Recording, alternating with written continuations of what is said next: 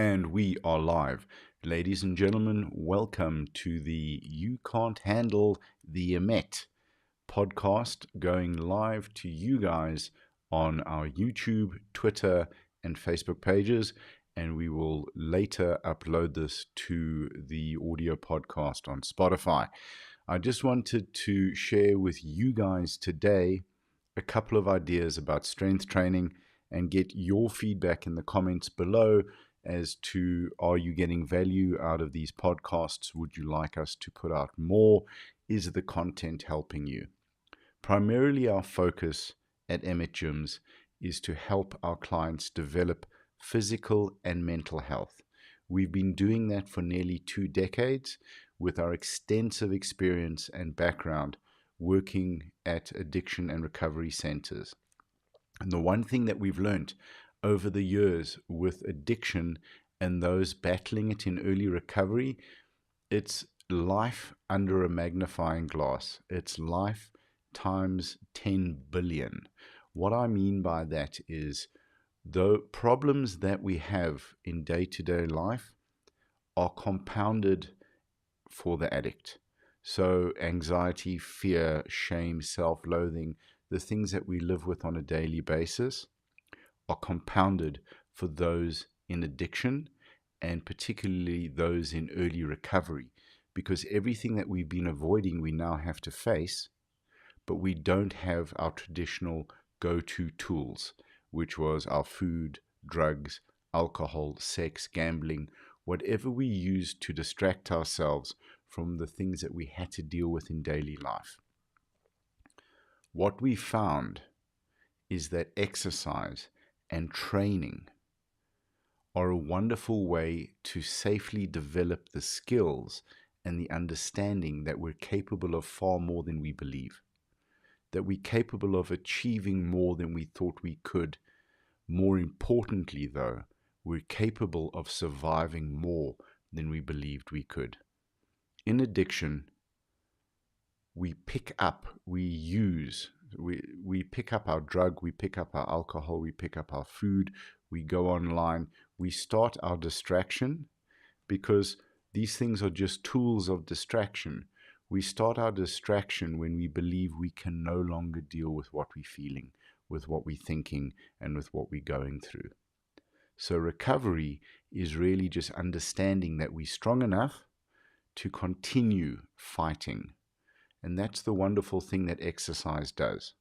When we believe that we can only do 10 push-ups, we know it in our heart of hearts. We understand fully that there's nothing more coming out of this than 10 push-ups.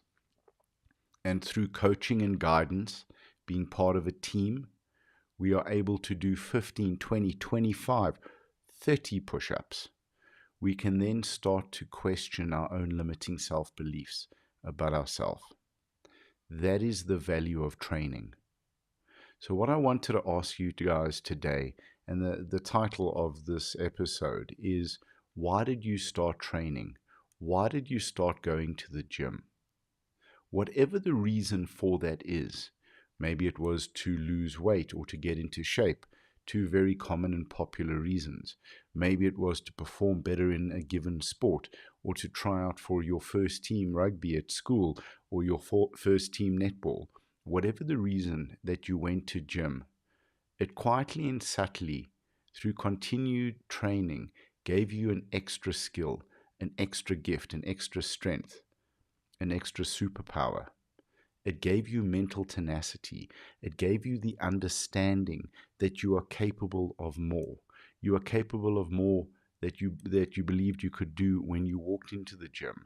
You are capable of more than when you first put your plan into place. You are capable of more than when you believed when you woke up in the morning. That's the wonderful thing about our sport of powerlifting, where the loading of the weight is progressive. So I want you to focus on that thought process when you're out there, when you're training, when you're in the gym, when you're pushing yourself, when you feel there's nothing left in the tank, that you cannot go anymore, that you push yourself a little bit harder, that you reach the goals you set for yourself safely and appropriately, and understand that, hang on a second, not only is this making me physically stronger, it's making me mentally stronger. It's giving me tenacity. It's giving me mental toughness. It's giving me self-belief. And I can use that mental toughness, that mental tenacity, and that self-belief that I've developed in the gym to apply to every other area of my life, to improve the quality of my life, to start to live optimally, to become the best version I can of myself, but more so to build the very best possible life for myself that I can.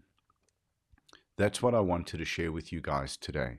Just be cognitive of the fact that your strength training, your exercise, whether it's lifting weights, swinging kettlebells, doing cardio, swimming, cycling, running, whatever you choose to do, more so than just making you physically fit, it's making you mentally fitter.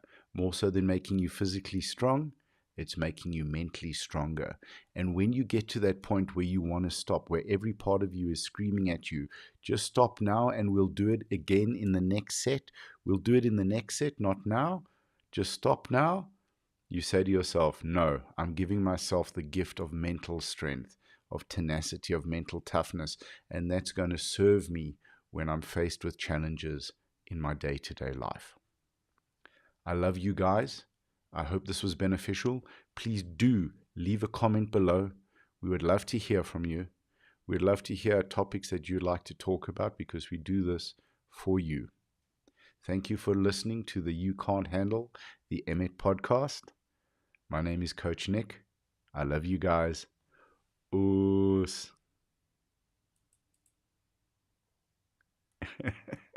That's when you miss clicking the finish button and you sit here like, have an awesome day, guys.